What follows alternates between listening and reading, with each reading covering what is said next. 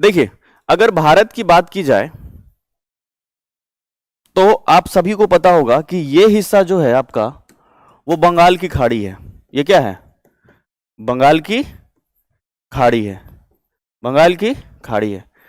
और आपको ये बात भी पता होगा कि यह हिस्सा जो है यहां पर बिहार है आपका, और बिहार के ठीक ऊपर में जो नेपाल के बॉर्डर है, इसी के साथ साथ में ऊपर से हिमालय आती है। हिमालय पर्वत क्या आता है?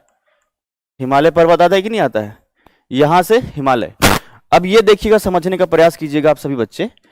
बंगाल की खाड़ी में अक्सर चक्रवात उत्पन्न होती है। अक्सर आपको देखने को मिला चक्रवात आंधी तूफान के साथ शुरू होगा, जिसे कि नार्वेस्टर भी कहा जाता है। इसको क्या कहते हैं? नार्वेस्टर भी कहा जाता है। ठीक है। तो यहां से जो ये चक्रवात उठेगा तो ये अपने हवा के माध्यम से, देखिएगा ध्यानपूर्वक समझने की कोशिश करिएगा। ये बंगाल की खाड़ी है, पूरा समुद्र का हिस्सा भरा हुआ है, पानी पूरा एकदम से।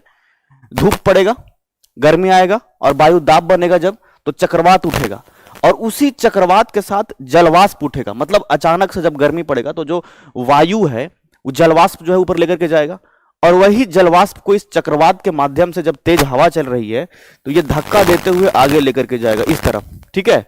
और जब ये आगे लेकर के जाएगा यही चक्रवात से जलवाष्प, तो यही जाकर के टकरा जाएगा हिमालय में। किसे टकराएगा?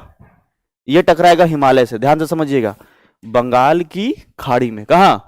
बंगाल की खाड़ी में जब चक्रवात उत्पन्न होगा, जिसे नार्वेस्टर कहा जाता है, जलवाष्प वाला एकदम से जो बादल तैयार होगा, जब हवा धक्का देगा तो यही जाकर के टकराएगा कहां? हिमालय में। और हिमालय में जाकर के टकराएगा तो वापस ये हवा रिटर्न होकर के लौटेगा, तो सबसे पहले बिहार पकड़ाएगा। तो ये जो बिहार है, अब यहां देखिए, हम इस वाले मैप में आपको दिखा रहे हैं। यहां देखिएगा, जब टकरा करके लौट रहा है तो इस प्रकार से ये जलवाष्प जो है अपना बारिश कराना शुरू करेगा, और इस प्रकार से बिहार में बारिश शुरू हो जाएगा झमाझम। समझ गए? तो एक साथ दोनों पॉइंट क्लियर हो रहा होगा आपका। बंगाल की खाड़ी के होने की वजह से बिहार में बरसात हो रही है, पहला चीज। दूसरा, ये चक्रवात जब बंगाल की खाड़ी में उत्पन्न हो रही है, हिमालय से टकरा करके, और वही जब वापस लौट रहा है, तो उत्तर बिहार का ये हिस्सा, यहां मॉनसून का प्रवेश सबसे पहले हो रहा है। कोई कंफ्यूजन? तो दोनों बात आप समझ गए होंगे एक साथ में। अब देखिएगा, इसी में जब ऊपर से ये बारिश होना शुरू हो रहा है, उत्तर बिहार का ऊपर वाला हिस्सा मतलब उत्तर बिहार, तो यहीं पर एक जिला है, उसका नाम है किशनगंज। क्या नाम है इसका? किशनगंज। और ये जो किशनगंज है सबसे पहले ही पकड़ा जाता है। मतलब देखो, दो वजह है। आप अगर इस मैप में देखोगे तो अच्छे से समझ में आएगा। यहां से जा रहा है और ये टकरा कर कैसे लौट रहा है, और धीरे धीरे धीरे धीरे इधर भी उत्तर बिहार में। तो सबसे पहला जो कॉर्नर पर ये जिला है, जो हमने पहला क्लास में आपको याद कराया होगा कि इस जिला का नाम क्या है?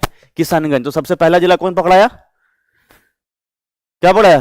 किशनगंज। और जब ये किशनगंज है तो सबसे अधिक आपको वर्षा वाला जो जिला है बिहार का, वो इसी वजह से आप जानते हो कि किशनगंज है।